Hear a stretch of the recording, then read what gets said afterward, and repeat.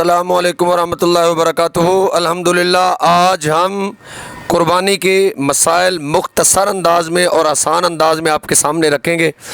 कुछ मिनट के अंदर कोशिश करेंगे कि कुर्बानी के सारे मसाइल आपके सामने रखें। आप हमारे साथ रहिएगा, इंशाअल्लाह आपको आपके हर मसले का जवाब मिल जाएगा। हमने इसको सवाल जवाब की सूरत में बयान किया है ताकि आप इसको आसानी से समझ भी सकें और आसानी से याद भी कर सकें। पहला सवाल करते हैं जी, क्या कुर्बानी पहली उम्मतों पर वाजिब थी? जी हाँ, रब्बुल आलमीन ने कुरान करीम में फरमाया वाली कुल्ली उम्मतिन जालना मन सकल्ली अस्कुर अस्मल्लाह, हमने हर उम्मत के लिए कुर्बानी रखी ताकि वो अल्लाह का जिक्र करे।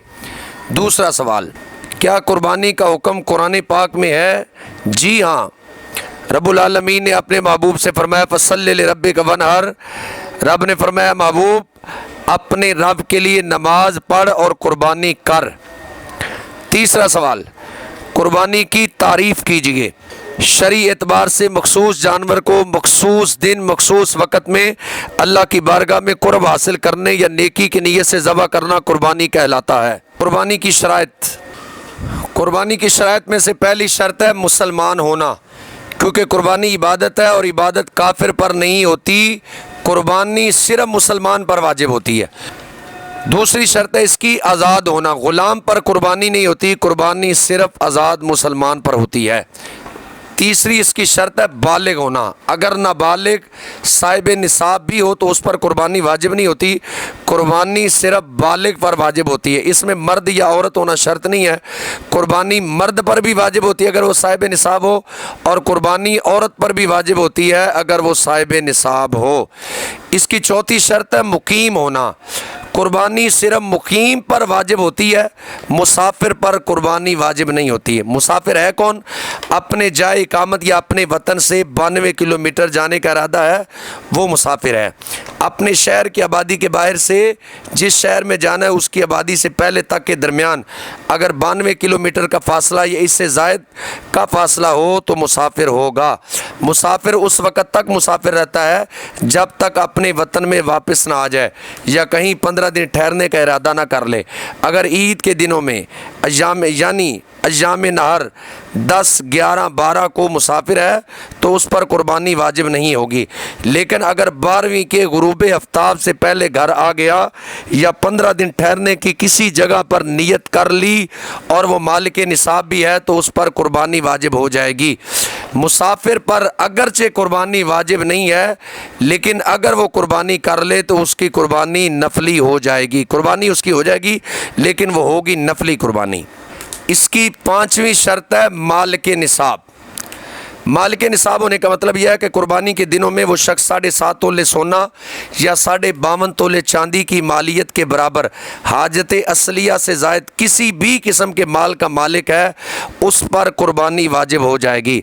हाजत असलिया वो चीज़ें जो आदमी को ज़िंदगी गुजारने के लिए जिनकी ज़रूरत पड़ती रहती, मसलन घर, किसी का घर कितना ही महंगा क्यों ना हो उसमें उसने रिहाइश इख्तियार की हो तो उसकी वजह से उस पर कुर्बानी वाजिब नहीं होगी। हाँ, अगर घर का एक हिस्सा वैसे पड़ा हुआ है और उसकी मालियत 52 तोले चांदी के बराबर है तो कुर्बानी वाजिब हो जाएगी। अगर किसी शख्स ने अपना मकान किराए पर दिया हुआ है और खेती बाड़ी की ज़मीनें हैं, अगरचे इनकी कीमत 52 तोले चांदी से अमूमी तौर पर कहीं ज़्यादा है, लेकिन जो किराया आता है या जो खेती बाड़ी करता है उससे जो माल आता है उससे सिर्फ उसके घर का खर्चा चलता है, इजाफी नहीं है, तो उस पर कुर्बानी वाजिब नहीं है। हाँ, अगर अखराजात के बाद इतना बचता है जो 52 तोले चांदी के बराबर है तो उस पर कुर्बानी वाजिब हो जाएगी। ज़कात तो सिर्फ माल नामी यानी बढ़ने वाले माल पर होती है, मसलन सोना, चांदी और माल तिजारत। लेकिन कुर्बानी की ऐसी सूरत नहीं है, किसी भी किस्म के माल का मालिक हो जो 52 तोले चांदी के बराबर अगर है उसकी मलकियत تو اس پر قربانی واجب ہو جائے گی۔ آج 9 جولائی سن 2022 کو جب میں آپ سے بات کر رہا ہوں تو اس وقت اس کی قیمت تقریباً بنتی ہے 78,000 روپیہ۔ اگر کوئی بندہ کسی بھی قسم کے مال کا مالک ہے جو 78,000 روپیہ جس کی مالیت بنتی ہے تو اس بندے پر قربانی واجب ہو جائے گی۔ اگر کسی کی شخص کے پاس 2 گاڑیاں یا 2 موبائل ہیں اور اس نے بیچنے کے لیے نہیں خریدے، اس پر زکوٰۃ تو نہیں ہے، لیکن اگر دوسرا موبائل اضافی ہے اور اس کی قیمت 78,000 روپے یا اس سے زائد ہے تو اس شخص پر قربانی واجب ہو جائے گی۔ کیا اسلامی بہنوں پر ان کے جہیز کی وجہ سے قربانی واجب ہوگی؟ جی ہاں، اگر اسلامی بہنوں کو جہیز میں 7.5 تولے سونا ملا ہے تو قربانی واجب ہو جائے گی۔ اگر 52.5 تولے چاندی ملی ہے تو پھر بھی قربانی واجب ہو جائے گی، یا ان کے قیمتی کپڑے یا برتن یا اس طرح کی وغیرہ وغیرہ کئی اور چیزیں جن کی مالیت آج 9 جولائی سن 2022 کو 52.5 تولے چاندی کی قیمت 78,000 روپے بنتی ہے۔ اگر اتنی مالیت کے ان کے پاس قیمتی کپڑے یا برتن یا اور چیزیں ہیں تو ان اسلامی بہنوں پر بھی قربانی واجب ہو جائے گی۔ اگلا سوال ہے، اگر کسی نے کمیٹی ڈالی یا پیسے اپنے اکاؤنٹ میں رکھے ہوئے ہیں کیا اس پر قربانی واجب ہوگی؟ اگر اس نے جو کمیٹی ڈالی ہوئی ہے تو اگرچہ اس کو وہ کمیٹی نہیں ملی اور اس کی جو اس نے کمیٹی ڈالی ہوئی ان کی طرف وہ 78,000 روپے یا اس سے زائد وہ کمیٹی جا چکی ہے، یا اس نے جو بینک میں پیسے رکھے ہوئے ہیں وہ 52.5 تولے چاندی کے برابر آج 9 جولائی کو اس کی قیمت بن رہی ہے، 9 جولائی سن 2022 اس کی قیمت بن رہی ہے 78,000 روپیہ۔ 78,000 روپیہ یا اس سے زائد رقم اس نے بینک میں رکھی ہوئی ہے تو اس پر قربانی واجب ہو جائے گی۔ اگر کسی نے قرض دیا ہوا ہے اس پر قربانی واجب ہے یا نہیں؟ اگر جو اس نے قرض دیا ہے وہ 78,000 روپے یا اس سے زائد ہے تو اس پر قربانی واجب ہو جائے گی۔ اب اس شخص کو چاہیے کہ جس کو اس نے قرض دیا اگر وہ خوشحال ہے تو اس سے مطالبہ کرے کہ وہ اس کو قرض واپس کرے تاکہ وہ اس سے قربانی کر سکے۔ اگر وہ اس کو سارے پیسے واپس نہیں کرتا تو کم از کم اتنے دے دے جس سے وہ ایک بکری خرید سکے یا گائے میں ایک حصہ ڈال سکے۔ اگر وہ تنگ دست ہے وہ اس کو مال اتنا نہیں دے سکتا کہ جس سے وہ ایک اور بکری خریدے یا ایک گائے کے حصے کے برابر اس کو پیسے دے کہ وہ گائے میں حصہ ڈال سکے تو اس شخص پر قربانی واجب نہیں ہے۔ اگر کسی شخص نے قرض لیا ہوا ہے اس پر قربانی واجب ہے یا نہیں؟ اگر کسی شخص نے قرض لیا ہوا ہے اور اس کے پاس اس کے سوا مال موجود ہے کہ اگر اس قرض کو درمیان سے نکال دیں تو اس کی مالیت 78,000 روپے یا اس سے زائد 52.5 تولے چاندی کی قیمت کے برابر اس کے پاس یا اس سے زائد اس کے پاس مال موجود ہے تو اس شخص پر قربانی واجب ہو جائے گی۔ کسی کے پاس اتنا سونا اور مال ہے جو نصاب کو پہنچتا ہے لیکن قربانی کے پیسے نہیں تو وہ کیا کرے؟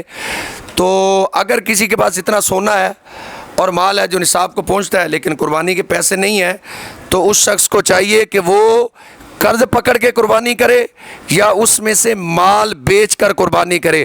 یہ بالکل عوام میں غلط معروف ہے کہ جس شخص نے کچھ قرض لیا ہوا ہے تو وہ قربانی نہیں کر سکتا، یا جو شخص قرض لے کر قربانی نہیں کر سکتا، ایسا شخص جو مالک نصاب ہے، سونا اس کے پاس موجود ہے، یہ اتنا مال موجود ہے جو نصاب کو پہنچتا ہے لیکن اس کے پاس قربانی کے پیسے نہیں ہیں تو وہ قرض پکڑ کر قربانی کرے یا وہ مال بیچ کر قربانی کرے۔ قربانی اس پر واجب ہے، قربانی کی اس کو معافی نہیں ہے، اور اس غلط بات کو اپنے ذہن سے مٹا دیں کہ قرض لے کر قربانی نہیں کی جا سکتی۔ کیا شوہر کے ذمے اس کی بیوی کی قربانی ہے یا نہیں؟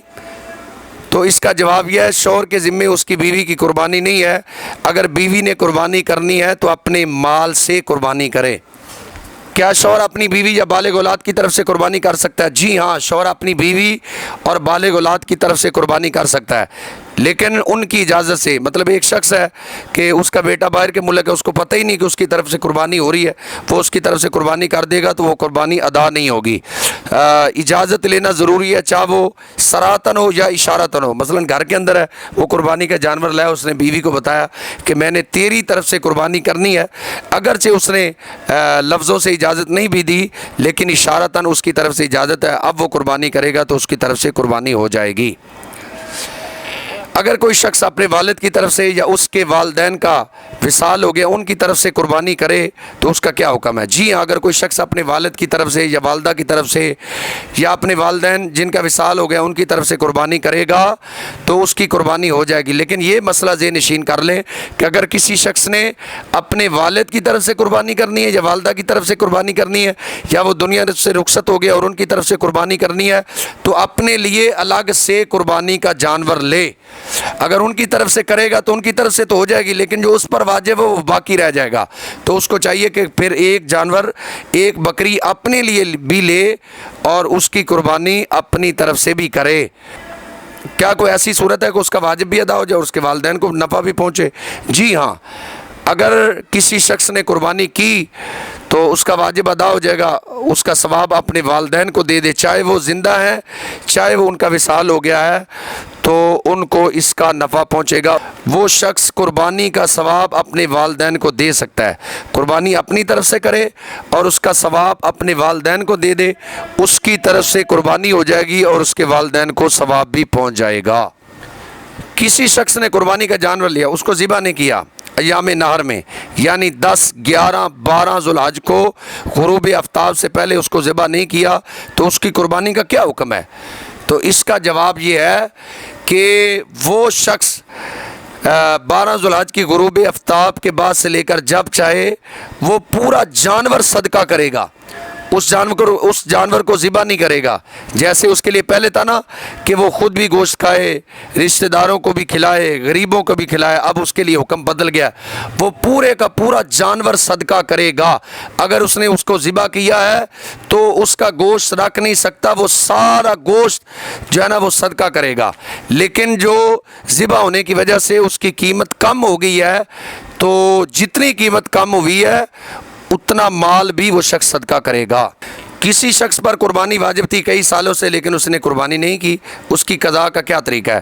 تو اس کا طریقہ یہ ہے کہ ہر سال کے اعتبار سے جتنی بکری کی قیمت بنتی ہے، مثلا اس سال کافی مہنگائی ہے تو تقریباً ایک اچھی صحت مند بکری جو ہے وہ تقریباً 40,000 روپے میں آ رہی ہے، اور پچھلے سال تقریباً اس کی قیمت 30,000 تھی، اس سے پچھلے سال تقریباً اس کی قیمت 25,000 تھی۔ ہر سال کا حساب لگا کر اس سال کے حساب سے وہ صدقہ کرے گا، پوری بکری کا صدقہ کرے گا۔ جو آپ گائے میں حصہ ڈالتے ہیں اس حساب سے اب وہ صدقہ نہیں کرے گا، بلکہ جو ایک بکری کی قیمت بنتی ہے اس حساب سے وہ صدقہ کرے گا۔ اگلا سوال ہے کہ مرنے والے پر قربانی واجب تھی، اس نے نہیں کی، کیا وہ اس کی وصیت کر سکتا ہے؟ جی ہاں، اگر مرنے والے پر قربانی واجب تھی تو اس کو اس کی وصیت کرنی چاہیے، اس کے مال کے تہائی حصے تک اس کی وصیت پر عمل ہوگا۔ جتنے سال اس نے قربانی نہیں کی تو اس کی اولاد اس کی وصیت پر عمل کرتے ہوئے کہ اس پر واجب تھی، اس نے قربانی نہیں کی، تو وہ اتنے سالوں کی قربانی اس کی طرف سے کرے گی۔ جی، کیا قربانی کی وصیت کی جا سکتی ہے؟ جی ہاں، ایک شخص ہے اس کے ذمے قربانیاں نہیں ہیں لیکن اس نے ویسے ہی اپنی اولاد کو وصیت کر دی کہ بیٹا اس سال میری طرف سے قربانی کرنا، تو اب اولاد کے ذمے لازم ہے کہ اس کی طرف سے قربانی کرے۔ لیکن وصیت کی قربانی کا یہ حکم آپ ذہن نشین کر لیں کہ وصیت کی قربانی سارے کی سارے آپ تقسیم کر دیں گے، اس میں سے آپ گوشت رکھ نہیں سکتے، اس میں سے آپ کھا نہیں سکتے۔ کیا حج کرنے والے پر قربانی واجب ہے؟ حج قران اور حج تمتع کرنے والے پر شکرانے کی قربانی واجب ہے اگرچہ وہ مسافر ہو۔ حج افراد کرنے والے پر قربانی لازم نہیں ہے۔ اگر وہ ایام نہر میں مکہ المکرمہ میں مقیم ہے اور صاحب نصاب ہے تو اس پر سالانہ حج کی قربانی کے علاوہ قربانی لازم ہے۔ اس دوسری قربانی کا حدود حرم میں ہونا ضروری نہیں ہے بلکہ وہ اپنے ملک میں بھی کروا سکتا ہے۔ نیچے والے سوال کا جواب بھی ساتھ ہی آ گیا۔ ایک شخص صاحب نصاب نہیں ہے لیکن اس نے قربانی کا جانور خرید لیا، اس کا کیا حکم ہے؟ اگر کوئی شخص صاحب نصاب نہیں ہے، اس نے قربانی کا جانور خرید لیا تو اس پر قربانی کرنا واجب ہو گیا۔ ایک شخص صاحب نصاب نہیں لیکن اس نے قربانی کی نظر مان لی تو اس کا کیا حکم ہے؟ اگر کوئی شخص صاحب نصاب نہیں بھی ہے، اس نے قربانی کی نظر مان لی تو اس پر قربانی کرنا واجب ہو گئی۔ اگر صاحب نصاب نے قربانی کی نظر مان لی تو اس کا کیا حکم ہے؟ اگر صاحب نصاب نے قربانی کی نظر مان لی تو اس پر 2 قربانیاں ہوں گی، ایک تو جو سالانہ مال کے صاحب نصاب ہونے کی وجہ سے اس پر واجب ہوتی ہے، اور دوسری قربانی جو اس نے نظر مانی ہے نظر کی وجہ سے واجب ہو جائے گی۔ صاحب نصاب نے اگر قربانی کی نظر مانی ہے تو وہ 2 قربانیاں کرے گا، ایک سالانہ قربانی اور دوسری نظر کی قربانی۔ جو قربانی کے لیے جانور خریدا کیا اس کے سوا دوسرے جانور کی قربانی کر سکتا ہے؟ تو اس کا جواب یہ، اگر وہ فقیر ہے، فقیر اس کو کہتے ہیں جو صاحب نصاب نہیں ہے، اگر اس نے جانور خریدا ہے تو اس کے لیے وہی جانور کرنا واجب ہے، اور اگر وہ غنی ہے یعنی صاحب نصاب ہے تو وہ اس کے سوا بھی جانور کر سکتا ہے۔ اگر جو اس نے اس کے سوا دوسرا جانور کیا، بہتر تو یہ ہے کہ وہی کرے۔ اگر اس کے سوا جو دوسرا اس نے جانور کیا اگر اس سے کم قیمت کا ہے تو جتنی قیمت کم ہے اتنا مال وہ صدقہ کرے گا۔ مخصوص وقت اور دن کون سے ہیں؟ قربانی کا مخصوص وقت اور ایام سماعت فرما لیں کہ 10 ذوالحج شریف کو نماز عید الاضحیٰ ادا کرنے کے بعد سے لے کر 10، 11، 12 کی شام تک جو ہے قربانی کا وقت ہے۔ قربانی دن کو ہی کرنی چاہیے، افضل ہے۔ اگر رات کو کرے گا تو قربانی تو ہو جائے گی ان دنوں میں، لیکن وہ کرنا مکروہ ہوگا۔ وہ مخصوص جانور کون سے ہیں جن کی قربانی نہیں ہو سکتی؟ نمبر 1، اندھے جانور کی قربانی جائز نہیں ہے۔ کانا جانور جس کا کانا پن ظاہر ہو قربانی جائز نہیں ہے۔ جس کی نظر تہائی سے زیادہ جاتی رہی اس کی قربانی جائز نہیں ہے۔ خارج یا کسی ایسی وجہ سے وہ اتنا کمزور ہو گیا کہ اس کی ہڈیوں میں مغز نہیں رہا تو اس جانور کی قربانی بھی جائز نہیں۔ ایسا لنگڑا جانور جو قربان گاہ تک اپنے پاؤں پر چل کے نہ جا سکے اس کی بھی قربانی جائز نہیں ہے۔ ایسا بیمار کہ اس کی بیماری ظاہر ہو گئی اس کی بھی قربانی جائز نہیں ہے۔ کان یا دم یا چکی تہائی سے زیادہ کٹے ہوں تو اس کی بھی قربانی جائز نہیں ہے۔ فقط ایک کان ہو تو اس کی بھی قربانی جائز نہیں ہے۔ جس کے سارے دانت ٹوٹے ہوئے ہوں، جس کے سارے دانت نہ ہو اس کی بھی قربانی جائز نہیں ہے۔ تھن کٹے ہوئے ہوں اس کی بھی قربانی جائز نہیں ہے، یا خشک ہوں اس کی بھی قربانی جائز نہیں ہے۔ ناک کٹی ہوئی ہو اس کی بھی قربانی جائز نہیں ہے۔ کسی علاج کے ذریعے اس کا دودھ خشک کر دیا گیا ہو اس کی بھی قربانی جائز نہیں ہے۔ خنثی جانور جس میں نر اور مادہ دونوں کی علامتیں ہوں اس کی بھی قربانی جائز نہیں ہے۔ جلالہ ہمیشہ گندگی کھانے والا جانور اس کی بھی قربانی جائز نہیں ہے۔ جس کا ایک پاؤں کاٹ لیا گیا ہو اس کی بھی قربانی جائز نہیں ہے۔ اس حد تک جنون ہو کہ چرتا بھی نہ ہو اس کی بھی قربانی جائز نہیں ہے۔ سینگ جڑ تک ٹوٹ گیا تو اس کی بھی قربانی جائز نہیں ہے۔ وہ مخصوص جانور کون سے ہیں جن کی قربانی ہو سکتی ہے؟ نمبر 1، بھینگا جانور اس کی قربانی ہو سکتی ہے۔ نمبر 2، نظر تہائی سے کم کمزور ہے اس کی قربانی ہو سکتی ہے۔ معمولی جنون ہے یعنی وہ چرتا ہے تو اس کی بھی قربانی ہو سکتی ہے۔ اس کو خارش ہو لیکن فربا موٹا تازہ جانور ہو تو اس کی بھی قربانی ہو سکتی ہے۔ چکی، دم یا کان تیسرا حصہ یا اس سے کم کٹے ہوں تو اس کی بھی قربانی ہو سکتی ہے، یا کان چھوٹے ہوں تو اس کی بھی قربانی ہو سکتی ہے۔ خصی جانور کی قربانی بھی ہو سکتی ہے، بلکہ میرے اور آپ کے کریم آقا صلی اللہ علیہ وسلم نے خصی جانور کی قربانی فرمائی، لہٰذا خصی جانور کی قربانی کرنا زیادہ افضل ہے۔ بھیڑ یا دمبا جس کی اون کاٹ لی گئی ہو اس کی بھی قربانی ہو سکتی ہے۔ اتنا بوڑھا کہ بچے کے قابل نہ رہا اس کی بھی قربانی ہو سکتی ہے۔ داغا ہوا، لوگ جو نشان لگاتے ہیں داغتے ہیں، اس کی بھی قربانی ہو سکتی ہے۔ جس کے اکثر دانت موجود ہوں اس کی بھی قربانی ہو سکتی ہے۔ لنگڑا جانور جو پاؤں پر وزن ڈال کر قربان گاہ تک جا سکتا ہو اس کی بھی قربانی ہو سکتی ہے۔ جس کی چکی چھوٹی ہو اس کی بھی قربانی ہو سکتی ہے۔ ایسا جانور جس کے پیدائشی سینگ نہ ہو اس کی بھی قربانی ہو سکتی ہے۔ سینگ تو ٹوٹا ہے، جڑ تک نہیں ٹوٹا، اوپر سے ٹوٹا، قربانی ہو جائے گی۔ وہ مخصوص جانور کون سے ہیں جن کی قربانی ناپسندیدہ ہے؟ نمبر 1، دودھ والا جانور، ایسی کوئی گائے یا ایسی بکری ہے جو دودھ دیتی ہے اس کی قربانی ناپسندیدہ، اگر کر لے گا تو قربانی ہو جائے گی۔ نمبر 2، اگر مادہ کو آپ قربان کریں تو اگر مادہ نر کی قیمت میں ہو تو اس کی قربانی افضل ہے، لیکن پہلے تسلی کر لیں کہ اس کے پیٹ میں بچہ نہ ہو۔ لیکن اگر اس کے پیٹ میں بچہ ہوا تو اس کی قربانی تو ہو جائے گی۔ اگر اس کے پیٹ سے بچہ نکلا ہے وہ مردہ ہے تو آپ اس کو پھینک دیں، اور اگر وہ زندہ ہے تو اس کو ذبح کر کے اس کا گوشت بھی کھایا جا سکتا ہے۔ اگر ذبح نہیں کرتے تو پھر اس کو صدقہ کر دیں۔ اگر ذبح کرتے وقت جانور کو گرانے میں کوئی عیب پیدا ہو گیا تو قربانی جائز ہوگی یا نہیں؟ اگر ذبح کرتے وقت جانور کو گرانے میں کوئی عیب بھی پیدا ہو جائے اور اسی وقت انہوں نے ذبح کر لیا ہے تو اس عیب میں کوئی حرج نہیں ہے، قربانی جائز ہوگی۔ خریدا ٹھیک تھا، بعد میں عیب پیدا ہوا، قربانی جائز ہے یا نہیں؟ ٹھیک خریدا تھا، بعد میں عیب پیدا ہو گیا تو اس کی قربانی جائز نہیں ہے۔ پہلے عیب تھا، قربانی کے وقت ٹھیک ہو گیا، قربانی جائز ہوگی یا نہیں؟ پہلے عیب تھا، قربانی کے وقت ٹھیک ہو گیا تو اس کی قربانی جائز ہے۔ قربانی کے جانور سے کسی بھی قسم کا انتفاع لینا جائز ہے یا نہیں؟ اس کا جواب یہ ہے، قربانی کے جانور سے کسی قسم کا نفع لینا جائز نہیں ہے۔ یعنی اگر وہ گائے ہے یا بکری ہے، وہ دودھ دیتی ہے تو آپ اس کا دودھ استعمال نہیں کر سکتے بلکہ اس کو صدقہ کر دیں۔ کیا جس نے ذوالحجہ کا چاند نظر آنے کے بعد بال یا ناخن کاٹ لیے اس کی قربانی ہو جائے گی؟ تو اس کا جواب یہ ہے کہ چاند نظر آنے کے بعد جس نے قربانی کرنی ہے اس کے لیے مستحب عمل یہ ہے کہ وہ بال اور ناخن نہ کاٹے۔ لیکن آپ کے علم میں ہے اگر بال اور ناخن کاٹنے میں 40 دن ہو جائیں یا اس سے زائد ہو جائیں تو بندے پر لازم ہو جاتا ہے کہ وہ بال اور ناخن کاٹے۔ ایک بندہ جس نے قربانی بھی کرنی ہے اور ادھر ذوالحجہ شریف کا چاند بھی نظر آ گیا ہے اور ادھر اس شخص نے 40 دن کے قریب ہو گئے ہیں اس کو کہ اس نے اپنے بال اور ناخن کاٹے ہی نہیں ہیں، اگر اس پر عمل کرتا ہے تو پھر تو مستحب ہے، اور ادھر اس پر لازم ہو چکا ہے کہ وہ بال اور ناخن کاٹے۔ اب اس کو چاہیے کہ مستحب پر عمل نہ کرے اور وہ بال اور ناخن ضرور کاٹے۔ بال اور ناخن کاٹنے سے قربانی میں کوئی فرق نہیں آئے گا، اگر کوئی شخص اس پر عمل کرتا ہے تو اس کو اس کا ثواب ضرور ملے گا۔ کیا عید والے دن روزہ رکھا جا سکتا ہے؟ جی عید والے دن روزہ نہیں رکھا جا سکتا جی۔ 5 دن ایسے ہیں سال کے اندر جن کے اندر روزہ رکھنا حرام ہے۔ نمبر 1 عید الفطر، نمبر 2 عید الاضحیٰ، اور عید الاضحیٰ کے 3 دن بعد بھی روزہ رکھنا جائز نہیں ہے۔